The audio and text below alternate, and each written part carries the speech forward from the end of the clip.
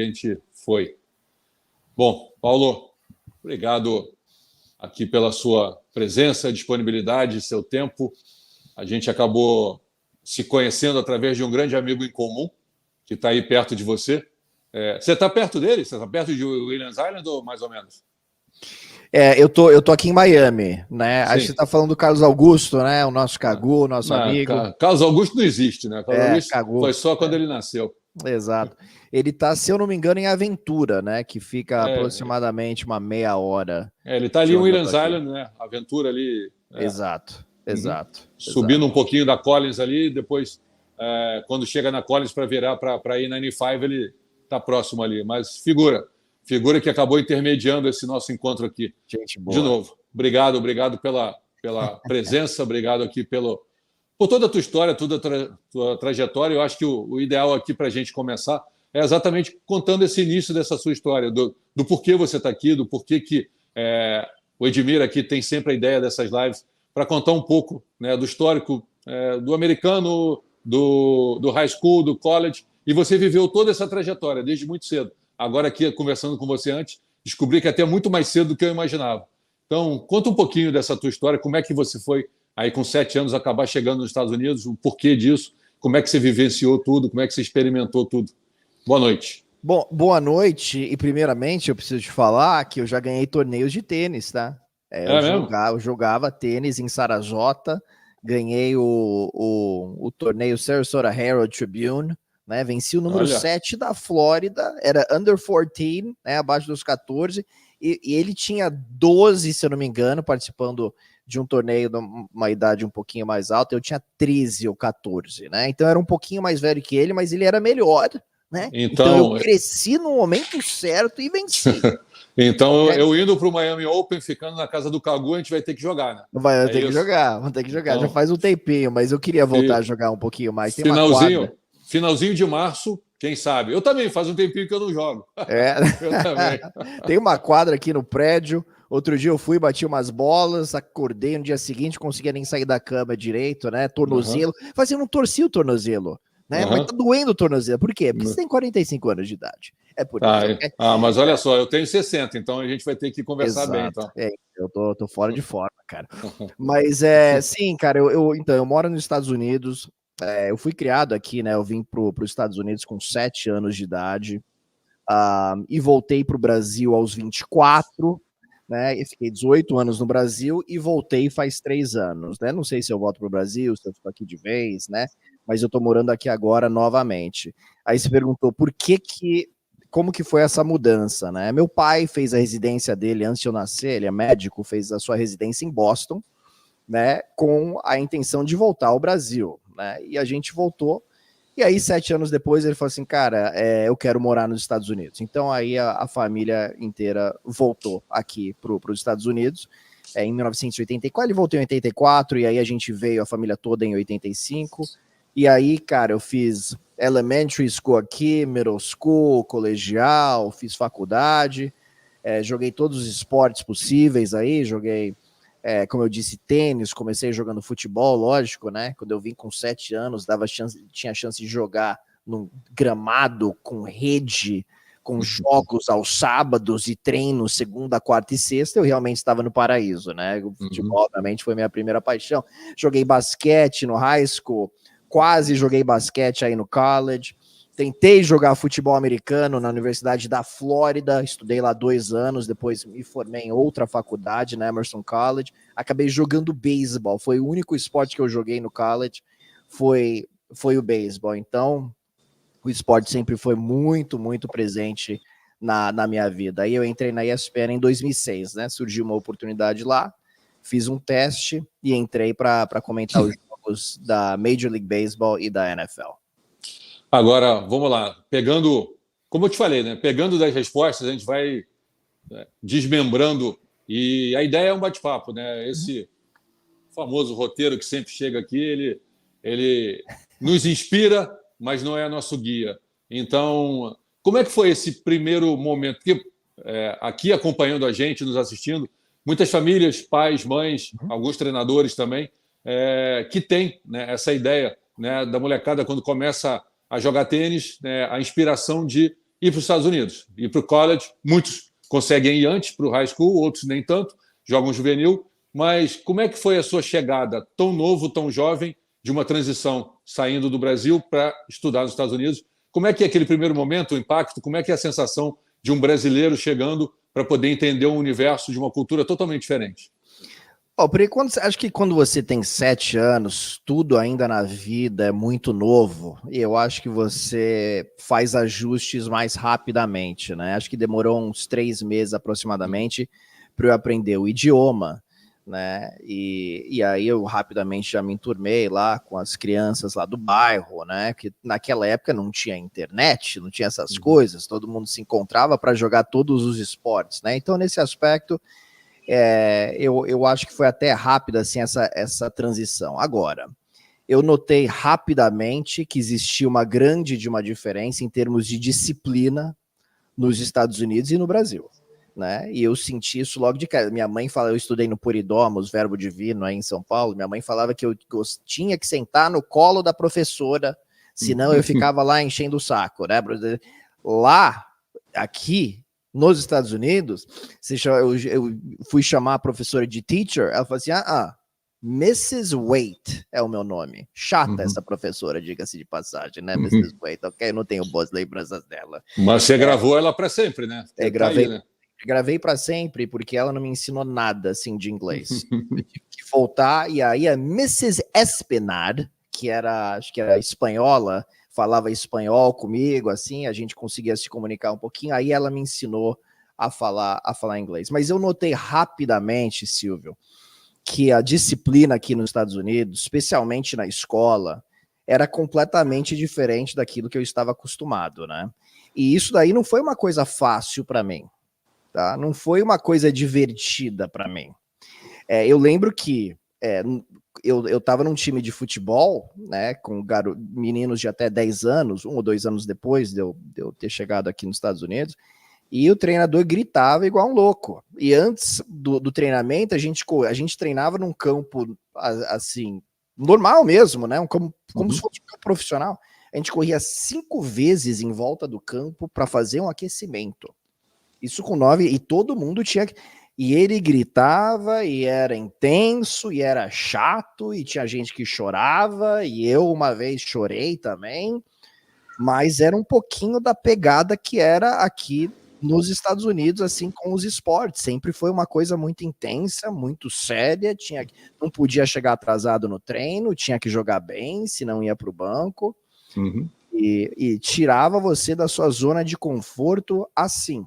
Né? E era o típico perfil do coach, né? Do coach que ele realmente incorpora o coach e tipo é de cima para baixo, né? Aqui quem manda sou eu sou o coach e vocês vamos lá. E se não quiser tudo bem, vai embora porque vai ter gente para entrar no teu lugar. Eu acho que é um pouquinho disso assim. Mas é complicado, né? Você tem 9, 10 anos, o técnico tá gritando com você. Eu ainda acho um exagero, né? Mas foi o que eu vivi. Né? Eu fiquei só 1 ano nesse time, aí eu fui para outro, né? Mas de um modo geral, a disciplina aqui que eu senti, e assim, eu não sei exatamente como que teria sido no Brasil, né? Mas do que eu vejo no Brasil, que as pessoas falam, né? Do que eu noto, porque eu não vivi no Brasil esse momento, então eu não posso falar que foi uma experiência minha. Mas aqui, de novo, disciplina é a coisa mais importante. Trabalho em equipe, chegar no horário, que sempre foi um sofrimento para mim, né? Eu lembro meu professor de história, né, quando eu estava no high school, ele fala assim, Paulo on Brazilian time again. Horário brasileiro, né? Sempre chegando atrasado. Eu ficava meio irritado com isso, né? Mas de fato eu chegava atrasado, né? Eu nunca entendi começar a aula, assim, a galera 15, 16, 17 anos em desenvolvimento, começar a aula às 7h50 da manhã, né? Assim, você sai, você tem o seu treino, depois você tem que estudar, você só dorme meia-noite ou 1h da manhã, aí você tem que acordar às 7 e pouco para poder chegar às 7h50 na aula. Poderia começar às 9, né? Mas... E você não é carioca, né? Não sou. Minha namorada é carioca. Imagina, né? Imagina se você, além disso tudo que você falou, ainda tivesse nascido por aqui. Aí, então, Aí ia ser um estrago, mas tudo bem. Inclusive, o Cagu falou, sua namorada, carioca não, sua namorada é niteroiense, né? Ela não é carioca, de né? Niterói, de Niterói. A gente está aqui, eu estou aqui também, a gente está do lado de cada ponte. Então, o carioca está do lado de lá. A gente é de outra linha, né? Mas ela fala que ela é carioca. É carioca ou não, Juliana? É carioca? Um pouquinho, ela falou. Um pouquinho. Não. Niterói é um principado que poucas pessoas têm a oportunidade de ter conhecido ou conhecer. Talvez um dia você venha aqui, mas é um lugar bem bacana, é um lugar que eu gosto muito. Já saí muito, já fui muito para longe, para fora, mas é um lugar que eu gosto muito. E ela, com toda certeza, deve sentir falta daqui. Ela fala das praias, que são as praias mais lindas que tem. Sim, né? Verdade. Itacoatiara é uma praia que só quem já foi, pode falar. Realmente é muito bonito. Ela fala dessa praia mesmo. Isso é verdade. Isso é verdade. Se você vier, vai ser super bem-vindo aqui. Ah, legal. Vamos lá. Você, indo para esse lado, né, do que você acabou de falar agora, mas você, como brasileiro, sentiu isso. Mas você sentia que o americano sentia esse problema do coach chegar e tratar dessa maneira? Não. Essa que eu acho que é a grande diferença, né? Não, nunca senti. Eu lembro desse time especificamente, né? Um bando de moleque frio. Né? Assim, é o que eu sentia. Né? E eles levavam bronca e robôs. Né? Uma coisa robótica, né? E eu latino lá quente. Eu lembro uma vez, no meio do treino, eu comecei a gritar e chorar. Né? Isso aqui não é divertido. Você só pensa em vencer. E ele ficou só assim. Né? Enfim, mas eu lembro. Tem algumas coisas que acontecem que são até boas, né? Eu acho que esporte é muito reflexo do que você vai encontrar na vida. Mas muito. 100%. Mas pra mim, totalmente. 100%. Totalmente. Né? Assim, eu tô num jogo que eu joguei muito basquete, né? E eu tive um técnico também muito complicado no high school. E eu sinto essa batalha que eu tinha com o meu técnico muitas vezes na minha vida, né? Assim, eu sinto, cara, por que isso tá acontecendo? Por que ele tá fazendo isso comigo? Por que isso tá acontecendo? Por que ela, né? E aí eu lembro, era a mesma coisa que eu sentia no esporte e eu tinha que lidar com isso.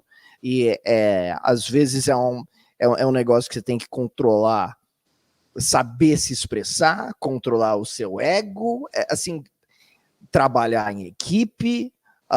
Às vezes você acha que você deveria ter alguma coisa e você não tem, e você tem que dar um jeito de aceitar isso, tentar mudar de uma outra forma. Então, para mim, se eu não tivesse tido essa experiência no esporte, eu sinceramente não sei onde eu estaria hoje. Né? O esporte, para mim, foi talvez a maior escola que eu tive. Eu acho que todo mundo que cresce dentro do esporte, independentemente do esporte, seja ele individual, seja ele por equipe, um time, mas é unânime essa opinião de nós não sabemos aonde nós estaríamos, mas seguramente a gente é muito feliz onde a gente está.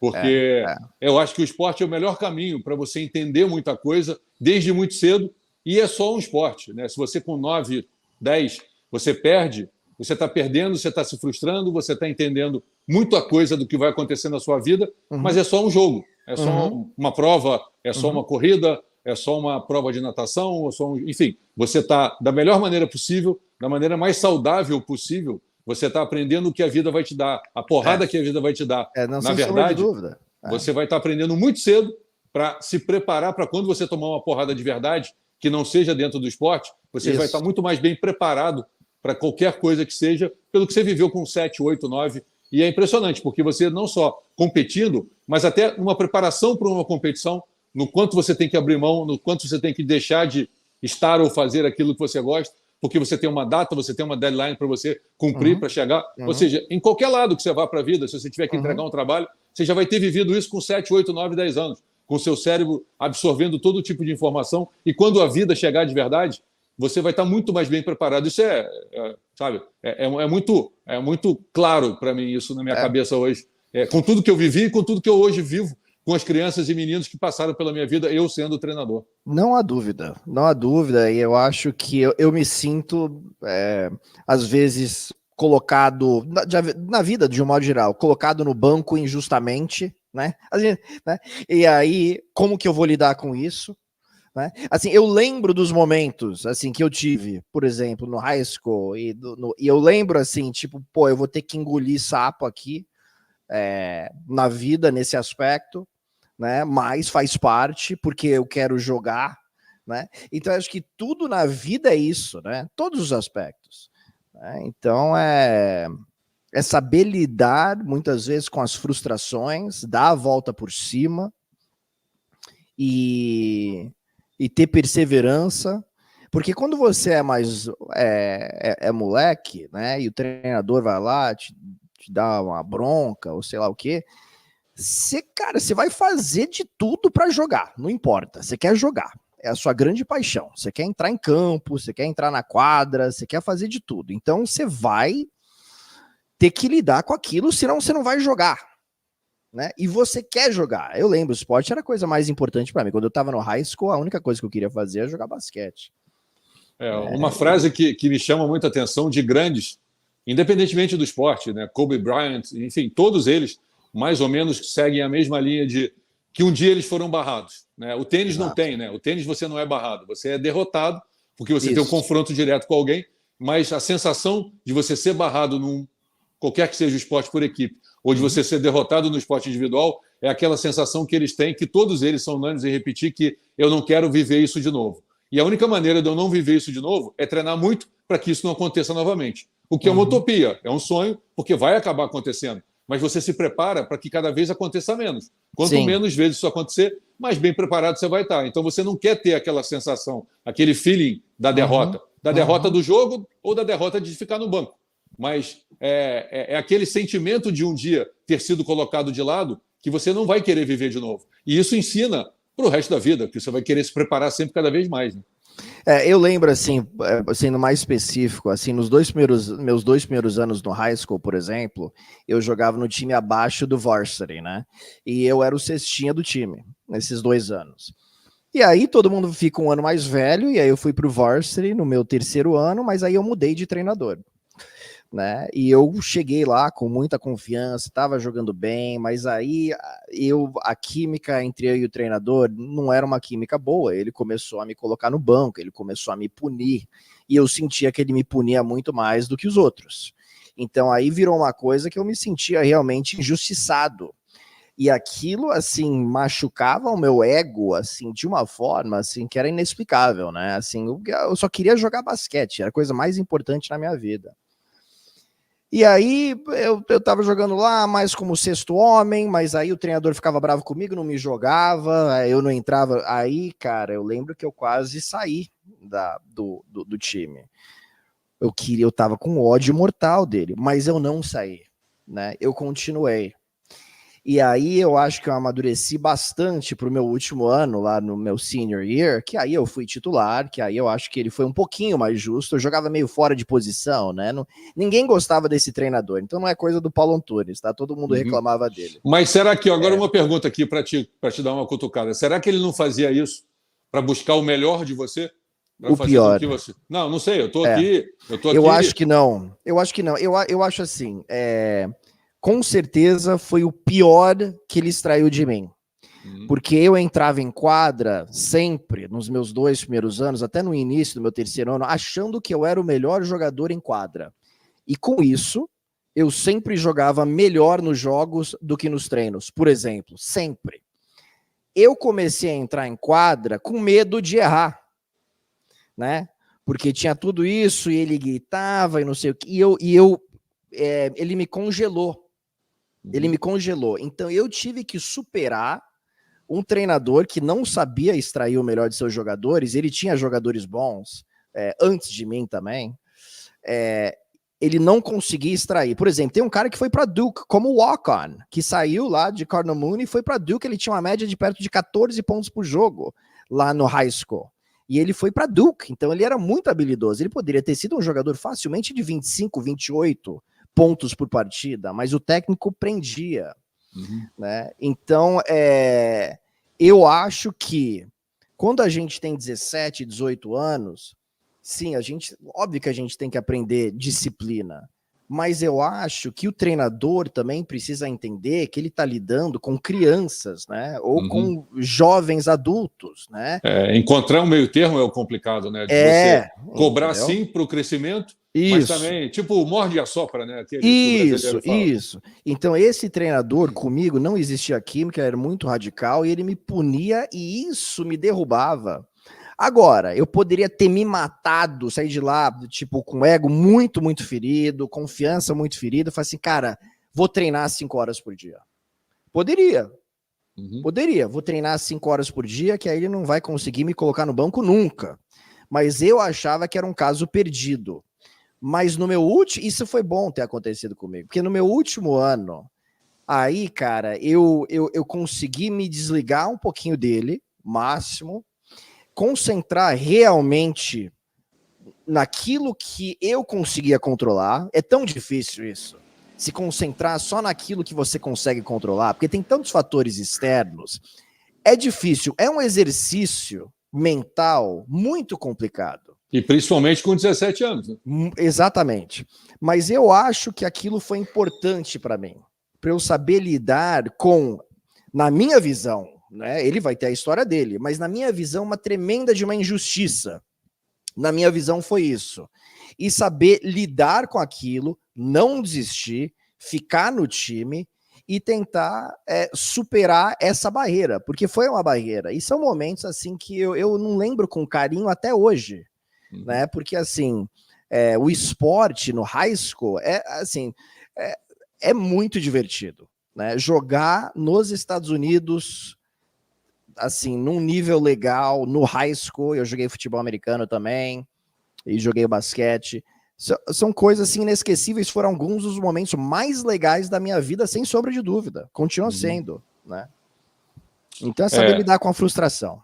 Isso acho que é essencial. Tem uma frase aqui que eu já repeti em várias lives, e a última live que eu fiz aqui, não sei se você vai lembrar, saber quem é, talvez, mas o Thiago Fernandes foi número 1 do mundo juvenil, ganhou o Grand Slam, ganhou o Aberto da Austrália como juvenil, entrou muito rápido no profissional, ascendeu muito rápido e acabou não seguindo. Hoje ele tem 30, 31, engenheiro, super bem sucedido, mora em Maceió, um engenheiro super bem sucedido, e foi número 1 do mundo, e se criou uma expectativa gigantesca sobre ele, mas ele, dentro de um conceito brasileiro de se imaginar, ele é alguém que deu errado, né? Quando, na verdade, ele foi o melhor que ele poderia ter sido dentro do limite dele no juvenil. Acho que não tem nada melhor do que ser número 1 do mundo, ganhar um grande slam. E depois, na sequência, ele foi, subiu. E chegou uma hora que ele contando aqui na live, e ele é um gênio, para mim, de amadurecimento, de quanto ele aprendeu, de quanto ele usou, né, de que alguém que deu, teoricamente, entre aspas, errado, mas deu tão certo. Hoje tem a família, casado, com um filho, aguardando o segundo agora para o início do ano. Ou seja, ele é um cara super bem sucedido, feliz, totalmente amadurecido com a decisão, com a tomada de decisão, que ele falou assim, eu não quero mais pagar o preço por uma coisa que eu não sei se vou ter certeza daquilo que eu quero. E vou tirar o melhor e maior proveito possível do que eu vivi até hoje, mas vou usar isso numa outra carreira. E exatamente foi isso que ele fez. Fez vestibular passou, engenheiro, hoje tem a construtora dele, trabalha subindo os prédios e os empreendimentos dele em Maceió, super feliz, bem sucedido, e o tênis ajudou ele a chegar onde ele chegou. E se alguém quiser usar como exemplo de alguém que deu errado, eu adoraria ter muita gente que deu errado como ele, porque é certo demais, né? Mas então, as pessoas, elas falam, elas gostam de falar, inventar, né? Assim, tem que sair do juvenil, tem que se tornar o primeiro do mundo, senão não foi uma vida bem vivida. Não é assim que funciona, né? Assim, o cara só chegou onde ele chegou porque ele tem essa personalidade que você acabou de falar. Né? Que aí em algum momento ele falou assim, não, eu não quero mais fazer isso, eu quero fazer outra coisa, e aí chegou no topo também no que ele faz hoje. Então é uma pessoa ultra bem sucedida. E ele sempre foi muito maduro, né? A gente até brincou aqui na live, primeira convocação dele para uma competição internacional foi um sul-americano de 12 anos, que eu o convoquei, né? Ele jogando 12 anos, a gente foi para Quito, no Equador, e no primeiro confronto a gente joga contra o Peru, primeiro jogo, ele na virada de lado, nesses confrontos por equipe, o treinador do tênis fica dentro da quadra, que é muito raro acontecer, né? Copa Davis, Billie Jean Cup, e nos torneios por equipe a gente fica dentro da quadra. E na primeira virada ele passa para mim, segura na minha mão e fala, não me fala nada. Deixa eu te falar o que eu estou pensando e você me corrige se eu não estiver certo. Mas eu quero que você avalie o que eu estou vendo do jogo, para ver se a minha visão concorda com a sua. Então não me fala o que você acha. Me deixa falar primeiro que eu quero me estudar, eu quero me conhecer. O moleque tinha 12 anos. Uau! Nunca ninguém na minha vida tinha me chegado e falado isso. E eu falei, pô, Thiago, nunca ninguém fez isso para mim, mas você quer, vamos lá. E ele foi virando, e ele vinha e falou assim, ó, nesse game agora aconteceu isso, eu acho que é melhor ir por ali. E o caminho agora é por aqui. E ele foi indo e eu concordando, eu fui indo, ele concordando. E realmente ele era um menino diferente. Ele era maduro, ele tinha um entendimento, ele fazia a leitura do jogo, ele percebia tudo o que estava acontecendo e ele só tinha 12 anos. E por causa disso, ele chegou onde chegou tão precocemente e também, por causa disso, ele tomou essa decisão tão cedo, de tipo, não quero mais. Cheguei no meu limite, eu não quero continuar sofrendo para chegar aonde eu não sei se vou chegar. Eu prefiro ir para o outro lado e hoje é muito feliz, com a família, casado, com filhos e super bem sucedido numa outra área, mas levando tudo que o tênis transportou para ele, para a vida dele atual. Então, quer dizer, ele é super bem sucedido, apesar de alguns talvez acharem que ele foi um fracassado. Eu, para mim, eu sou muito fã dele. Ele virou um moleque que virou um grande amigo. Eu acho assim, não, isso daí é uma história sensacional. Mas, por exemplo, eu entrei na ESPN em 2006. Eu fui atrás da ESPN para tentar entrar, né? Então eu ligava, até finalmente conseguir falar com a pessoa certa. Mas eu fui atrás, que era uma coragem que eu tinha de ir atrás e não ficar esperando, e de não achar que eu não consigo fazer, que eu não vou alcançar. Eu sempre gostei do desafio de tentar e de arriscar e de ir atrás da minha paixão, que eu acho que era muito assim parecido com o esporte, né? Do que eu vivi de ir atrás, de tentar ser um bom atleta, de brigar, de sentir aquela adrenalina, né? Porque tem muita gente que tem medo daquela adrenalina, porque tem medo da rejeição, né? Então não quer, aquele sentimento não é gostoso, aquele sentimento na barriga. Para mim, não. Se tinha um jogo, por exemplo, de basquete, tinha a chance de arremessar por último, eu queria ter a bola.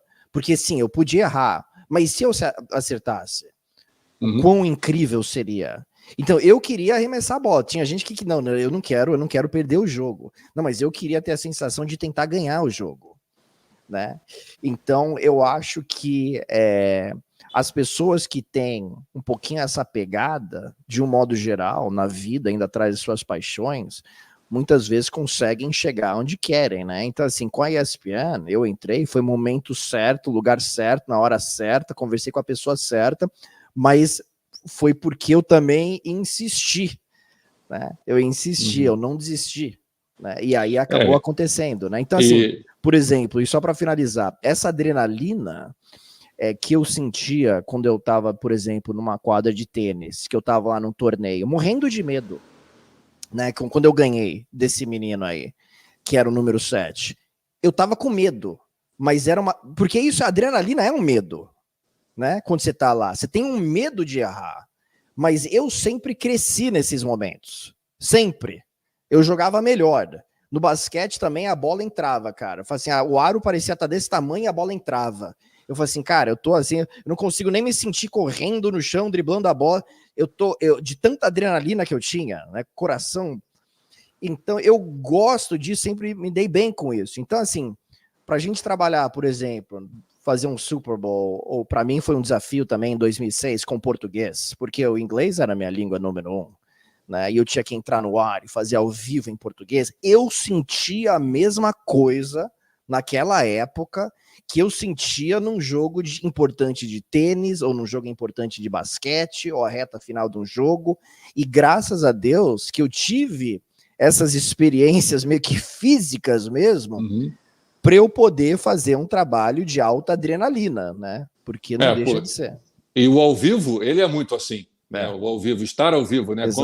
Quando entra aqui a regressiva para entrar, ele é assim, e não dá para explicar. Eu não preciso te explicar e você não precisa me explicar. Mas é difícil explicar para quem está nos assistindo o que é quando alguém chega aqui e fala, vamos lá, regressiva, 10, 9, 8 e vai, entrou. E quando sai para o break, volta isso aí. Agora, você tocou num ponto que é interessante, que a questão não é que não ter medo, né? Não tem quem não tenha medo, né? Não tem quem não sinta pressão. Isso, o John McEnroe, eu trabalhei No mesmo ano que você estava indo, eu também estava, só que eu sou bem mais velho que você, e eu fui morar em Nova York, trabalhando numa academia chamada Paul Washington Tennis Academy, em Long Island.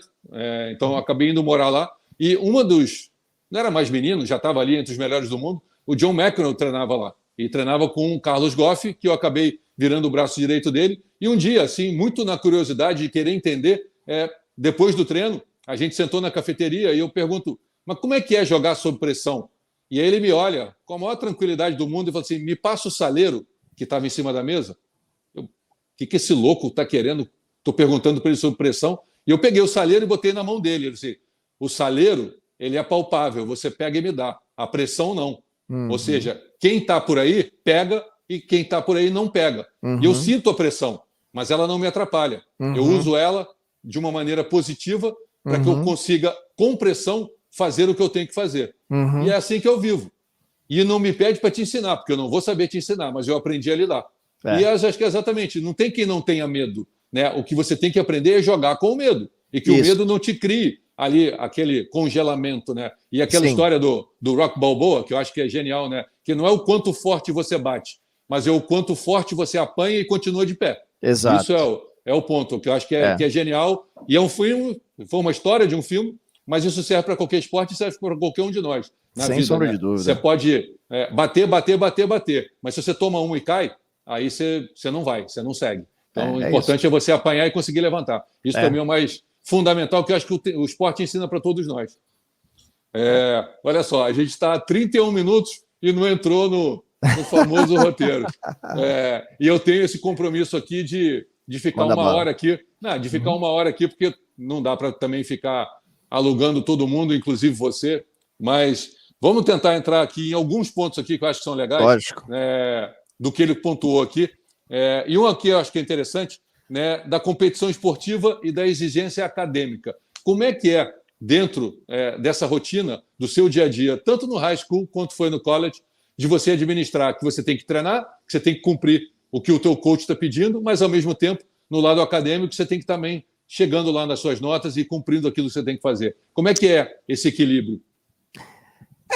Eu acho que, assim, eu poderia ter tirado notas melhores, né? Mas eu fui muito bem, assim, no high school. Meu GPA era 3,6, aproximadamente, de 4, né? Então, óbvio que eu não gostava muito de estudar em casa, chegar a estudar 2 horas. Não, eu gostava de esperar um dia antes, né, da prova. E aí eu estudava, eu tinha uma memória muito boa, fazia a prova e depois, minutos depois, já tinha esquecido tudo. Né? Mas eu acho que eu consegui administrar de boa. Eu acho que no high school também é um pouquinho diferente. Quando você está na primeira divisão, talvez, aí do college, né, que você tem viagens, que você tem, dependendo de onde você joga também, aí é uma coisa muito mais exigente. Mas para mim, cara, eu tinha meu treino das 3 às 5:30 aproximadamente, depois fazia academia, depois voltava para casa, fazia a minha lição de casa e tirava notas boas o suficiente para jogar. Eu acho que a exigência, se eu não me engano, no college é 2,3 o GPA, né, que é o Grade Point Average, que é uma média, né, porque o A vale 4, o B vale 3, o C vale 2, o D vale 1 e o F, que é o Fail, 0. Aí eles pegam uma média de todas as suas classes e aí chega num 3,5, 2,1, né, mas é muito fácil você ser elegível, né? Você precisa de um 2,3, 2,5 no high school aí para poder jogar. Então isso aí para mim nunca foi uma questão, sinceramente, para mim. Mas para muita gente né? E existe ali uma diferenciação para o atleta, para aquele que está competindo? Tem algum tipo de diferença? Um olhar diferente? De novo, no meu nível, absolutamente não, mas em outros sim. Se você pega, por exemplo, no college, esses jogadores aí que estão perdão, em Duke, North Carolina, jogando basquete, né? Eu já ouvi histórias que o cara nunca vai para aula, que ele paga alguém para fazer as provas, que ele paga alguém para fazer a lição de casa, né? E ele nunca vai, só joga e muitas vezes ele tem uma incrível vantagem, né? A universidade faz de tudo. Por quê? Porque se é um baita atleta, ele traz tanto dinheiro para a universidade que a universidade não tá nem aí. Por exemplo, o Johnny Manziel. Eu não sei se você conhece o Johnny Manziel, ele foi um quarterback na Universidade de Texas A&M, que era uma faculdade pouco expressiva no mundo do futebol americano. Ele transformou o programa. Ele não estudava nunca, né? Não estudava nunca. Ele era basicamente o presidente da faculdade, né? Então esse negócio que todo mundo aí que tá no college, né, tira boas notas também, senão não joga, alguns. Outros, eles têm um jeitinho que é dado, tá? Então não é perfeito aqui também não, né? Uma certa corrupçãozinha em alguns momentos em relação a isso. Tem o jeito, né? O jeitinho ali tem. Porque, na verdade, é uma troca de interesse, né? Acaba sendo uma troca de interesse para que ele possa cumprir tudo que ele se espera dele, né? Dentro do campo, ou dentro da pista, ou dentro da piscina, ou na quadra, quase que inviabiliza, né? Que ele consiga ter e consiga performar no topo, né, nas duas linhas, né? Tem gente que consegue. Eu acho que sempre tem essa possibilidade. Né? Se você quer performar, você vai performar. Você vai achar tempo. Você não está treinando 10 horas por dia no college, né? O que você está fazendo você está indo para o treino, você está fazendo a sua musculação, depois você está indo para a festa. Né? Assim, se você quiser realmente se dedicar aos estudos, você consegue, mesmo aí na faculdade mais top da Alabama, né? Você vai lá, se você quiser tirar notas boas, você tira, é só se dedicar. Mas eles te ajudam de todas as formas possíveis para você ser elegível para jogar aos sábados, né? Uma pergunta que ele coloca aqui, achei interessante, né? Como você já meio que falou um pouquinho por alto, mas aqui mais diretamente, né? Como é que você coloca as habilidades adquiridas dentro do esporte, seja ele qual for, esporte coletivo, individual, mas como é que você consegue, né, adquirir com essas habilidades adquiridas dentro do esporte para você seguir na atividade acadêmica, né? Não na vida profissional futura, mas ali dentro da escola, dentro do high school, dentro do college. Como é que você consegue usar na área acadêmica aquilo que você aprendeu competindo na quadra, na piscina, no campo? Bom, para mim era sempre, tipo, quando eu tinha uma prova, era game time, né? Aquela adrenalina, né? Aquele desafio. Você encarava a prova como um jogo. Sim. Era aquele desafio, né? Se abraça aquilo. E eu, de um modo geral, eu ia bem, né? E sempre era um desafio também, porque eu só estudava um dia antes, né? Então não entrava com tanta tranquilidade, né? Entrava naquele foco, né? Que você estudou ontem, né?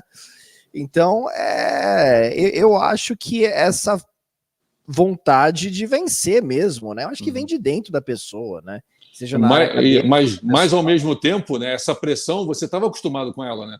Então você deixava para o último dia, você deixava para o último momento, mas a pressão de deixar para o último momento não era desconfortável para você. Acho que era uma mistura, né? Um pouquinho disso.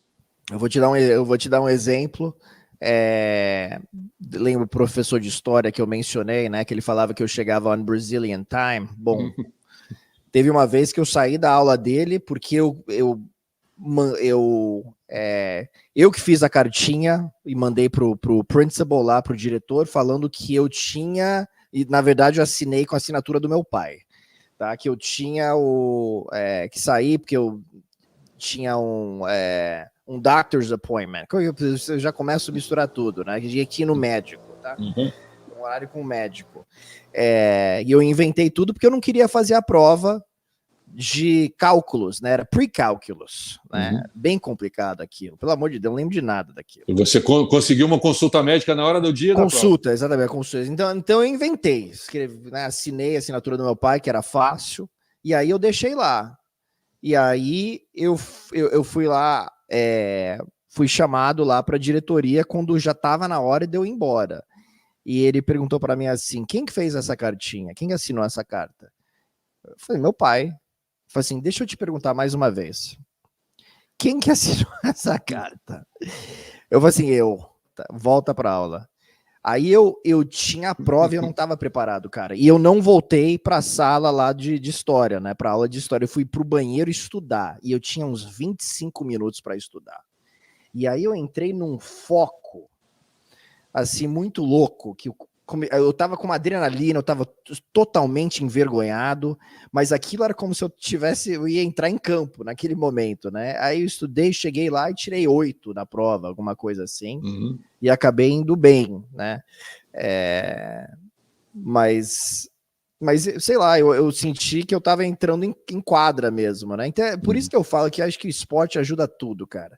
Mas eu acho que vem de personalidade também, todo mundo é diferente. Tem gente que era bom aluno, mas chegava na prova e travava, não conseguia fazer. Tem gente que treinava bem, chegava no jogo e simplesmente não conseguia jogar, né? Então, cada um, né? Que carreira você fez? Que curso você fez no college? Então, eu fiz, nos 2 primeiros anos, eu fiz Business Management, né, que acho que seria gerenciamento de empresa, sei lá. E aí eu transferi para Emerson College em Boston, eu fiz 2 anos na Universidade da Flórida, e aí eu fiz 2 anos lá na Emerson College, e aí eu fiz broadcasting, né, que aí eu jornalismo, televisão mesmo. E aí eu me formei nisso. E como é que foi o curso de jornalismo nos Estados Unidos? Porque eu fiz no Brasil. Não sei se você sabe, eu fiz jornalismo. Legal. Do pessoal todo ali, todo mundo. Eu, obviamente, o meu convite para trabalhar em televisão foi para o treinador, né, para o técnico de tênis, que acabaram descobrindo que eu tinha feito jornalismo muito lá atrás, né? Acabei terminando lá atrás, entrei em 81, fui até 84 e fui trabalhar com tênis. Fui embora do Brasil, fui morar em Nova York, depois morei na Flórida, depois voltei para o Brasil. E o convite veio para o treinador. Só que ao chegar, na época na Fox ainda, lá atrás, 2012, descobriram, porque eu tinha colegas de turma de faculdade que ali estavam e que, não, ele fez faculdade, e aí o negócio acabou acontecendo. Mas eu tenho a formação de jornalismo, apesar de muita gente achar que quem está ali é só o treinador, e é sim o treinador, e que nunca teria talvez tido a oportunidade de trabalhar na Fox se não fosse o treinador. Não te chamariam um jornalista, duvido muito que chamassem. Mas, enfim, eu gostei muito de ter feito, acho que foi uma experiência incrível de entender um pouquinho, né, do que é o jornalismo, para poder ter um pouco mais de embasamento, para poder entender um pouco mais do que está acontecendo, e não só simplesmente o saque à direita e à esquerda, o voleio do que está acontecendo na quadra, mas toda a história que fica por trás, né, que muita gente não vê. Então, como é que foi fazer isso nos Estados Unidos? Porque eu não tenho ideia como é que é o college, como é que é o jornalismo por aí. Então, assim, eu acho que toda faculdade é diferente, né? Assim, na minha faculdade, a gente meio que aprendia fazendo, né? Então, por exemplo, eu tinha uma aula que durava 4 horas, e nessa aula a gente tinha que se juntar e montar um jornal de meia hora. Tá? Então, um dia eu era o âncora de esporte, outro dia eu fazia o tempo, outro dia eu era produtor, e aí no outro dia eu só escrevia, né? Então, todo mundo aprendia fazendo, e a gente tinha um deadline, né? 4 horas para colocar aquele negócio lá no ar. E a gente viveu isso sem internet, né? Exatamente. Bom, como eu já tinha um pouquinho de... Isso aqui foi 2001, né? O meu não tinha nada. Uma das matérias, uma das cadeiras que eu fiz foi datilografia, né? Com a máquina mesmo, com a máquina para sentar lá e aprender a datilografar, ali o teclado mesmo, porque era jornal. E eu estagiei no Jornal do Brasil, tive coluna de tênis, falando na época do Guga no Jornal do Brasil, mas totalmente diferente, né? Você pega o jornalismo hoje, nada a ver, né? Totalmente diferente. Eu fiz uma aula dessa no high school, e eu lembro que o professor colocava um paninho em cima das mãos para você não enxergar. Exatamente. Foi a aula mais importante que eu fiz na minha vida no high school. Foi a coisa mais importante que eu fiz, sinceramente. Mas é isso, cara. Você aprende a fazer câmera. Eu saía e fazia matéria. Você tinha que marcar lá com o PR do Boston Celtics para ir lá, que eu queria entrevistar os jogadores, né? Então eu marcava e eu ia, e eles aceitavam a gente. Vinha um moleque que era o câmera e eu lá entrevistando. Então a gente tinha uma pegada assim, profissional na nossa cabeça, né? Rádio, tinha uma rádio da Emerson, ainda tem, que é uma rádio mesmo, e a gente falava. Então era uma rádio universitária, mas que ia para a cidade toda, né? Então é como se você fosse já um profissional da área, né? Então foi assim que eu aprendi. E o seu foco era jornalismo esportivo? Foi esse desde o início o sonho? Jornalismo de televisão, broadcasting. né?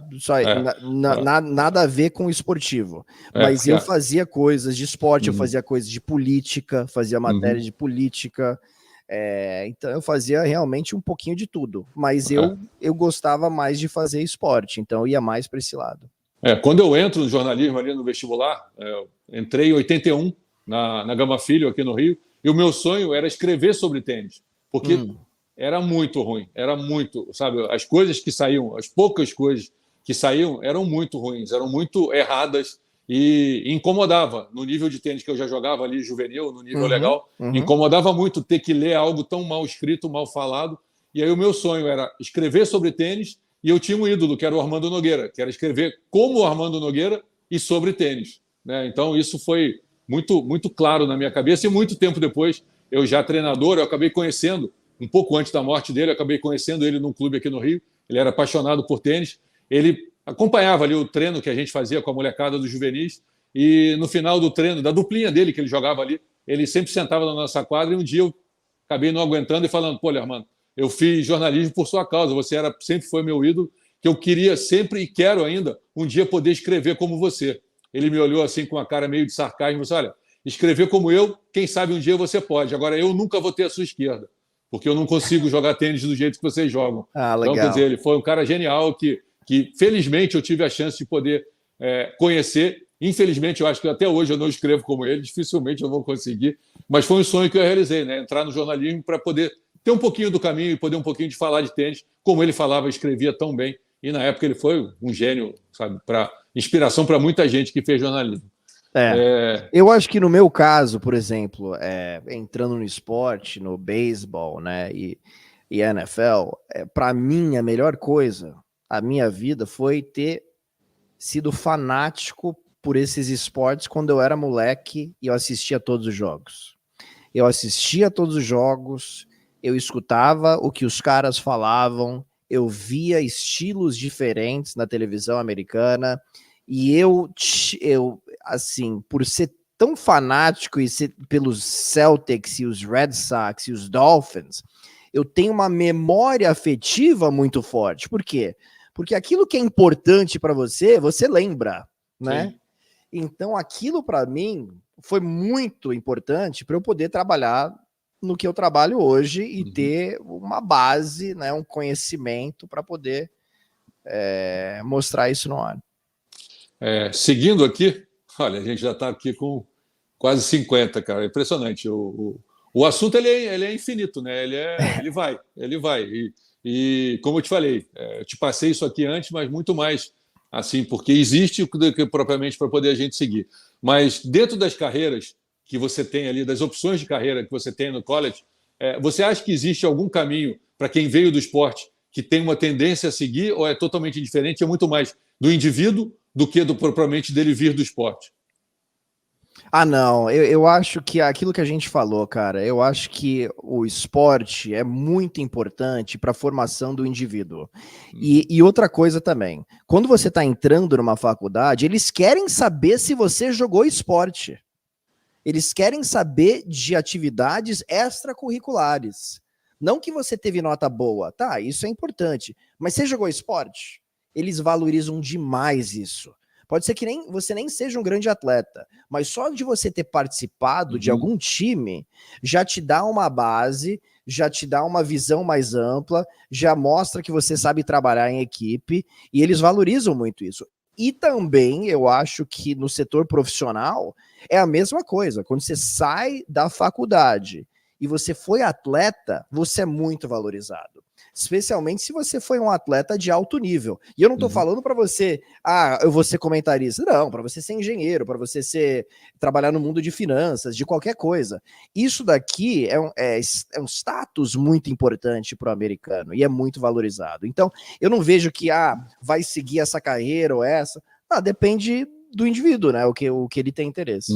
E hoje eu acho que muitas empresas buscam no próprio currículo de quem está buscando um emprego, de quem está buscando uma vaga, entender o que esse indivíduo passou ao longo da vida. Correto. E entender muito através daquela carreira que ele seguiu, daquele esporte que ele jogou, do que ele competiu, até para saber se ele se encaixa no perfil. Se foi um esporte individual, se foi um esporte de equipe, onde ele teve que ter a liderança, ou seja, você tem como até buscar a carreira que você está oferecendo com o tipo de esporte que aquele atleta foi competitivo, para poder saber se ele realmente vai se encaixar, né? Se ele vai ser fit ali dentro daquele objetivo. Eu achei super interessante e eu acho que isso tem muito a ver com tudo isso que a gente está falando aqui.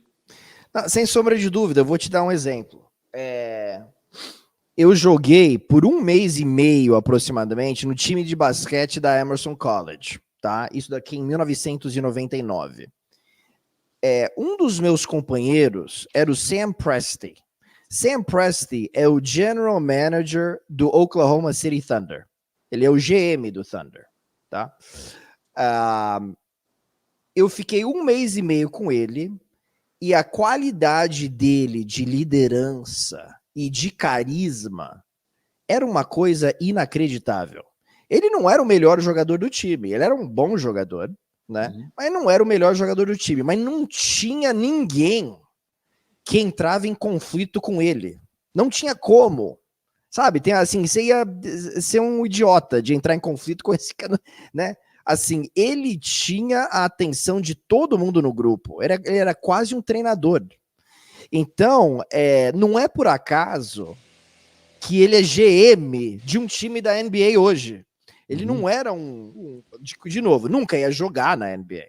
Ele já era um GM sem saber, né? Exato. E aí acabou se tornando oficialmente. Exato. Exatamente isso, né?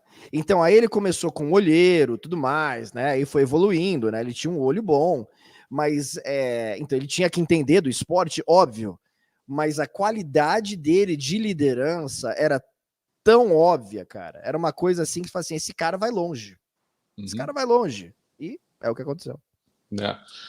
Dentro das divisões aqui do tênis aqui, o tênis é imediato a sair da minha cabeça aqui a fala, né? Mas dentro do esporte universitário, e não obviamente só do tênis universitário, mas como é que são os critérios de divisão dos colleges, né? De primeira divisão, segunda? Fala um pouquinho, só para quem está assistindo, acompanhando a gente aqui, entender como é que é feita essa divisão. Bom, aí tem a primeira divisão, né? E aí tem a segunda divisão dentro da primeira divisão, e depois tem Division 2, Division 3.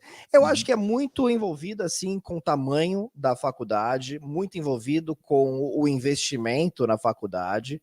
Você pega uma Alabama, por exemplo, né, com 40, 50 mil alunos, né, tem tanto dinheiro que dá para você construir um baita de um estádio, recrutar os melhores jogadores, né, mas eu acho que depende muito do tamanho mesmo da faculdade, né, e eu acho que é uma coisa, assim, se você olhar na história, né, assim, essas faculdades que estão na primeira divisão, elas estão lá há décadas e décadas e décadas e décadas, né? Então isso vem de lá atrás, entendeu? Dentro dos esportes que você acompanha mais de perto, que você jogou e acompanha mais de perto, como é que é feito o recrutamento para esses colleges? Bom, os treinadores, eu lembro quando eu jogava futebol americano no high school, eu recebia cartas de Tennessee, Ole Miss, algumas das maiores faculdades aí dos Estados Unidos. Mas eu estava dentro de um banco de dados assim gigante, né? Então eles sabiam que tinha lá um kicker com potencial, eles não tinham me estudado assim, profundamente, né? Mas eles sabiam, então eles já começam a mandar cartas quando você é junior, às vezes até mais cedo. Junior é o penúltimo ano aí do high school, né? E aí o negócio vai funilando, e aí, se eles veem que eles realmente querem você, aí, cara, aí tem o contato realmente pessoal, né? Que eles chegam, conversam, e aí te conhecem melhor. Mas para mim, eu nunca avancei no high school, né? Para ter assim uma oferta de uma primeira divisão ou nada. Mas eu recebia cartas até, né? Pelo meu desempenho aí no futebol americano. Mas uma coisa que é interessante sobre recrutamento. Se o cara é talentoso, ele tá na 7ª série, ou na 8ª série, ou até na 6ª série, os college recruiters, né, os treinadores já estão de olho, né? Eu acho que eles têm uma base de olheiros tão gigante, né? E a competição é tão acirrada que se eles veem que você é um bom atleta antes de você entrar no high school, já existe um contato inicial. E às vezes, eles já te fazem uma oferta antes de você entrar no high school, né? Mas assim, cara, a gente quer você lá em LSU, né? Foi o caso, se eu não me engano, com o Shaquille O'Neal. Sabe o Shaq, que jogou no Orlando Magic? Então, ele foi para LSU. Ele teve um encontro ou um primeiro contato com a universidade antes dele entrar no high school. Então, quando ele se tornou um baita atleta e todo mundo queria o Shaq, ele foi para LSU, que era uma faculdade pouco expressiva no mundo do basquete. Porque ele sentiu que, putz, os caras gostam de mim faz 5, 7 anos. Então, Silvio, só para resumir, depende muito do talento do jogador, como que ele chama atenção, né? Eu tenho certeza que o filho do LeBron James, lá o Bronny James, né, já estão de olho nele desde que ele estava na 6ª série ou na 5ª série, né? Ele que agora está em eu acho que, muito em cima do que você falou, acho que hoje em dia fica até muito mais fácil você estar olhando tudo, né? Porque você tem streaming, você tem como ver os campeonatos de high school, ou seja, você consegue, talvez até nem ter olheiro, mas você próprio conseguir, né, através de streaming, poder ver as ligas escolares e, enfim, é muito mais fácil hoje você pontuar e acompanhar o crescimento de um moleque, de uma menina, de um menino em qualquer esporte, porque ficou muito mais fácil, né? Você imagina lá atrás, isso era totalmente impossível, você tinha que ter contatos, né? Você tinha que ter contatos por estado, mandar alguém ir até lá, isso muitos filmes aqui já mostraram como é que funciona, mas hoje em dia com streaming, hoje em dia com internet, acho que ficou tudo muito mais fácil. E os jogos são filmados também, e às vezes antigamente até a gente filmava os jogos, né? E aí os treinadores também pediam para ver. Mas assim, é muito boca a boca também. Isso daí era uma coisa gigante, ainda é, boca a boca. Foi assim, por exemplo, que eu comecei a receber cartas. Eu não acho que tinha talvez olheiros me vendo, mas o meu técnico gostava muito de mim, que aí ele falou para X, para Y, e aí chamou a atenção de algumas faculdades, assim, vamos fazer um contato inicial para ver o que pode ser aqui no futuro. Você falou aqui rápido, mas você era kicker? Eu era kicker e punter, né? E também joguei como wide receiver aí no último ano aí do high school, mas o meu forte mesmo era kicker. Eu tenho uma historinha de um menino que eu treinei a vida toda, né? Desde o juvenil ali do 12 até o 18, começou a tentar jogar ATP aqui no Brasil.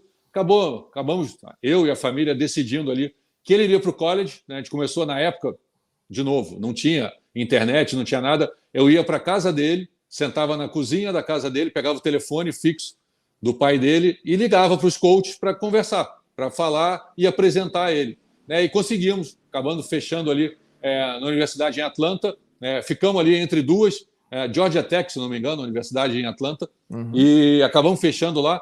Eu meio que leiloando ele, né? O que você me dá? Eu desligava o telefone, ligava para o outro, ele foi me oferecendo até que Georgia Tech ofereceu tudo que o outro oferecia e 4 passagens por ano ao Brasil para ele visitar a família. E a gente acabou fechando. E ele foi, jogou primeiro, segundo, terceiro ano, e no último ano ele foi desmotivando, ele foi se tornando um aluno muito bom e foi desmotivando, e o coach falou, eu vou ter que te cortar, eu vou ter que tirar um percentual da tua bolsa. Mas não faz isso comigo e... olha só, vai ter um teste aqui para kicker lá no time.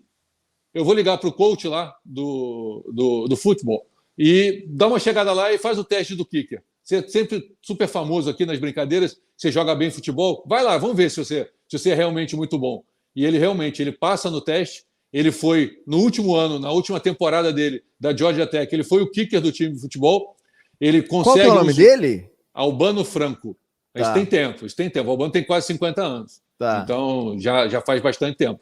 E ele, Albano Franco, o nome dele, hoje trabalhava num banco aqui no Brasil, acabou de se transferir para Portugal, está morando em Algarves. O Albano deve ter 45, 46 anos. E ele simplesmente perde a bolsa dele de tênis. E ganha de futebol americano. E ganha de futebol americano como kicker. E ele atingiu um score assim, absurdamente alto. Foi a página final do ano, foi ele na capa, por um score que ele atingiu absurdamente alto. E ele virou um herói da faculdade como kicker. E ninguém lembra dele como tenista, que foi o que fez ele chegar lá. Ou seja, cara, que loucura.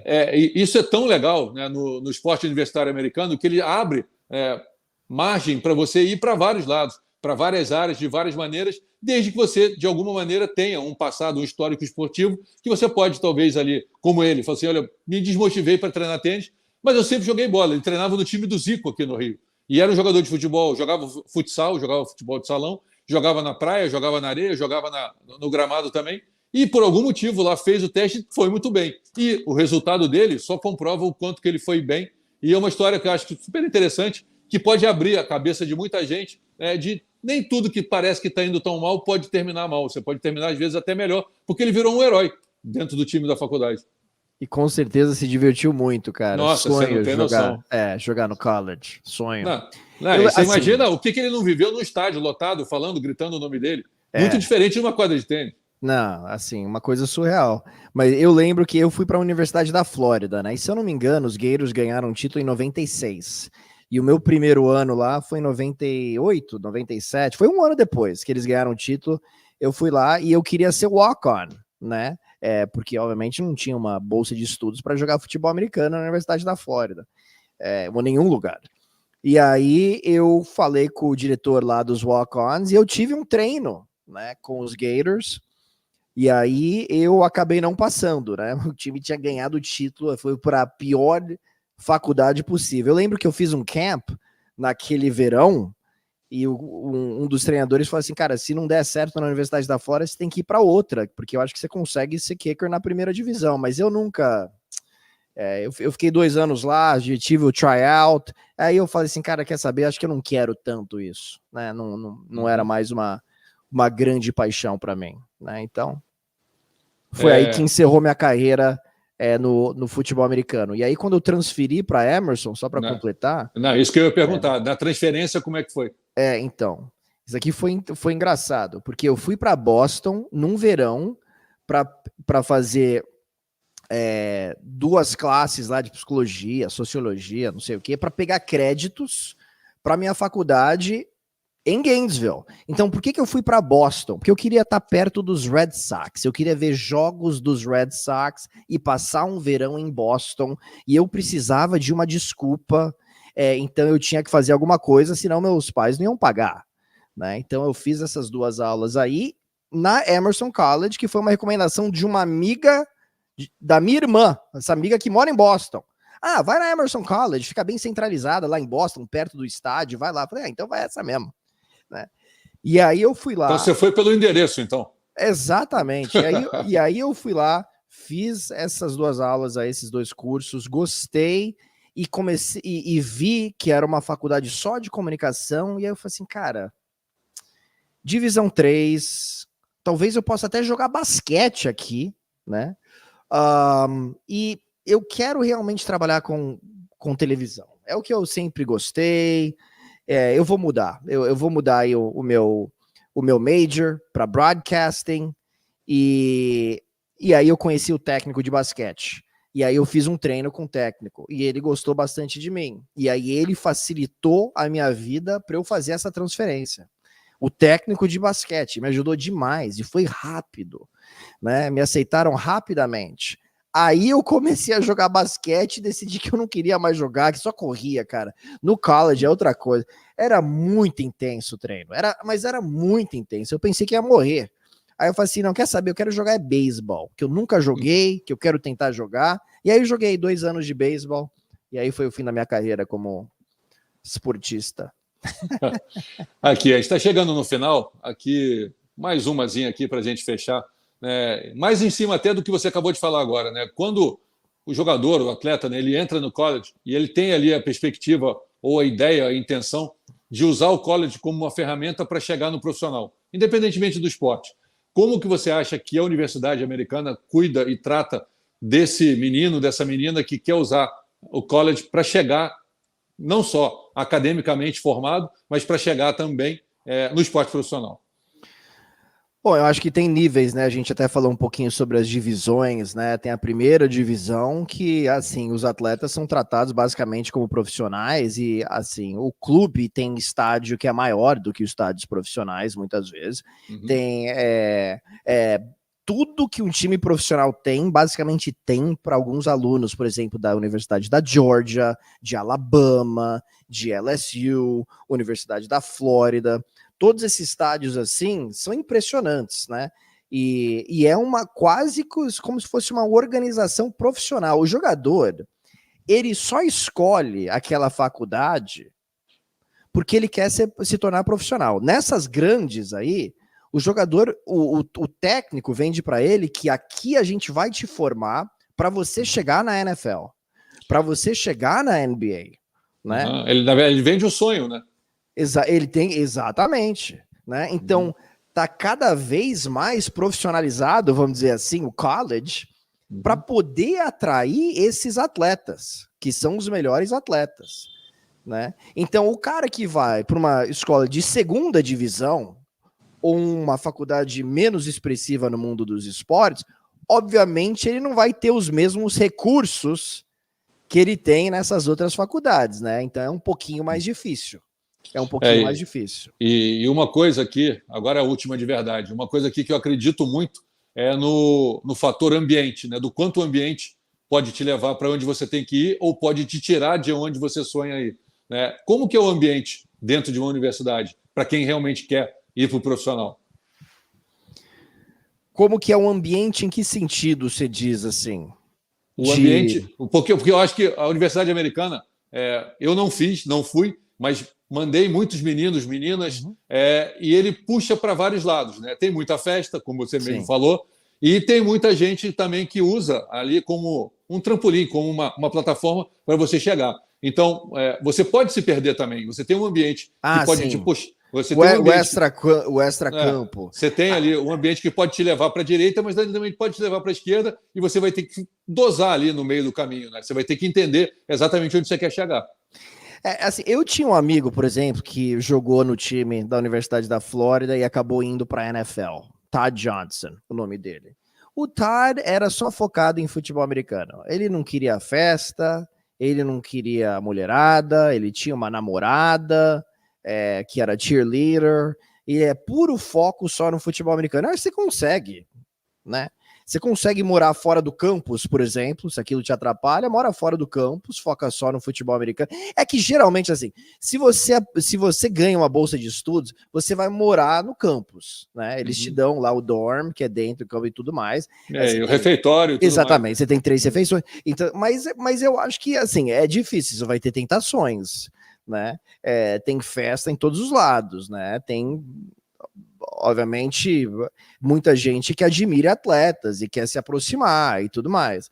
Então, é difícil para esses caras, porque assim, a gente está falando, de novo, de muita gente que às vezes vem da cidade pequena, né? Tem seus 17, 18, 19 anos e aí fica totalmente deslumbrado. Então tem muitas histórias de grandes promessas que saíram do high school, que não deram certo no college ou que deram certo por um tempo no college, mas chegaram muito imaturos aí na NFL ou na NBA ou sei lá, qualquer liga profissional, e não deu certo, né? Então eu acho que é de cada um, mas eu acho que tentações e distrações a gente tem em qualquer lugar, né? E isso também, em cima do que você falou, eu acho que para o brasileiro isso pode também muito, né? Porque você falou de uma cidade pequena, de ir para um college, mas sair do Brasil, que é uma cultura totalmente diferente, com outro idioma, com uma educação diferente, né? O americano, ele educa desde o início, desde muito cedo, para os filhos irem para a vida, para os filhos irem embora cada vez mais cedo, de irem para o campus do verão, onde a família deixa lá 1 mês, 2 meses, 3 meses, e a família vai viajar para a Europa e aquela criança fica lá com 10, 11, 12 anos. E no Brasil isso não existe, né? Culturalmente isso não existe. Então o americano é preparado para caminhar sozinho o quanto mais cedo possível. E o brasileiro nem tanto. Então o brasileiro ainda tem esse ponto, né? De ter desvirtuado o caminho dele, mas também por uma cultura educacional que a família não preparou ele para ir dessa maneira, né? Eu acho que é um excelente ponto, e eu acho que a maior diferença entre o Brasil e os Estados Unidos, porque você vê, são 2 países grandes com muitos atletas bons. O Brasil também não tem o investimento que deveria ter no esporte, óbvio, né? Tem todos esses problemas que a gente já conhece e tem muito mais oportunidade nos Estados Unidos. Mas aquilo que eu falei, né? Que já de uma idade assim, quando você é pequeno, já levando bronca, já aprendendo disciplina, já tendo que andar na linha, eu tive que ter notas boas, senão eu não podia jogar esporte. Então, assim, a criação aqui é uma coisa assim, Brasil deve ser muito mais divertido, né? Eu lembro, eu sei que eu fui embora com 7 anos, mas eu gostava muito mais do Brasil. Eu ficava com saudade do Brasil, fiquei com saudade do Brasil por anos, né? E na verdade eu tô 3 anos aqui e ainda tô com saudade do Brasil, né? Eu adoro a nossa energia, mas é aquela energia mais assim, acolhedora, né? Aquele negócio mais de colo. E aqui nos Estados Unidos cara, do or die. Faz ou vai não lá faz? E faz. Vai Preto lá e faz. no branco. Não vai fazer? Então tchau. Né? Então eu acho que cria uma mentalidade assim, um foco diferente, entendeu? Bom, Paulo, aqui foi até além do que eu imaginava, mas foi muito melhor do que eu imaginava também. Obrigado pelo teu tempo, tua disponibilidade, prazer em te conhecer aqui, primeiro por aqui. Seguramente, na minha próxima chegada em Miami, ficando na casa do Cagu, a gente vai se conhecer pessoalmente. Com certeza. O bate-bola vai acontecer e fica o convite para Niterói, né? Fica o convite aqui para Niterói. Certamente, em breve. Você, tendo a sua namorada, tendo o Cagu e agora a minha aqui em Niterói, não tem como você fugir disso. Pô, Silvio, obrigado, cara. Obrigado. Foi um prazer enorme estar aqui. A gente nem se conhecia direito, né? Assim, sim. Então, um prazer enorme falar com você. Muito interessante, diferente a entrevista, né? Assuntos diferentes, né? Então, eu me diverti bastante e obrigado pelo convite e nos vemos em breve, talvez. Valeu, Paulo. Obrigado. Valeu, pessoal. Obrigado, Edmir. Obrigado de novo pela confiança. Valeu. Tchau, tchau. Boa noite. Valeu.